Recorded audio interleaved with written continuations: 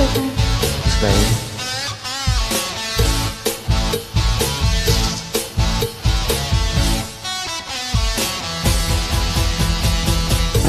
จะจัดมันមានទេ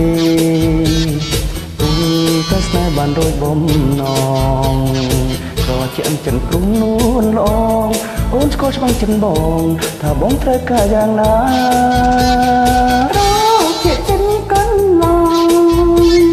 ព្រោះតែបោះតែក្នុងស្នេហាមិនអើយអូនព្រួយចិនដាទោះជាខឹងយ៉ាងណាក៏បងមានតជានឹងស្នេហ៍យើងពីរនាក់ចងចាំជាអង្មិនភ្លេចយើងធ្លាប់មើលសរយារៀបលេងអូនចាំជានិញមិនភ្លេចទេណាបងណាសែនត្រជាក់ចិត្តក្រៃនឹកស្រមៃដល់ថ្ងៃស្នេហានៅស្មងលោកអងសងខាមិនកើតតែចិនដា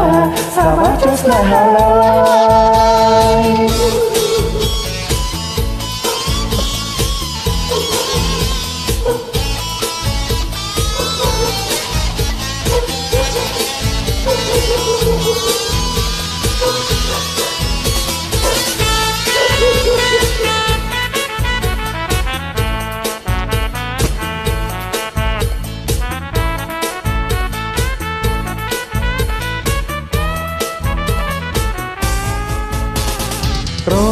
จะจัดเล่นเตะรุ่งแต่สายบานโดยบ่มนองเราเจียมเป็นปรุนูนละองโอนมันก็จะสิบบงถ้าบ้องเตะกาอย่างนั้นเรา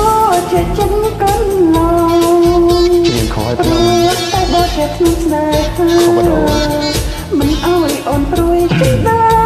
ตัวจะขึ้นอย่างนั้นก็บอกไม่ตาเจียดนั้นស្នេហ៍យើងពីរនាក់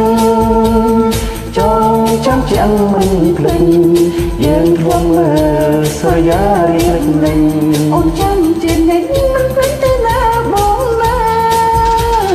សែនត្រជាក់ចិត្តក្រៃនឹកស្រមៃដល់ថ្ងៃស្នេហាតែស្មងលោកអូនសងខាមិនកើតប្រចិនដាសាវ៉ាចុះស្នេហាឡើយ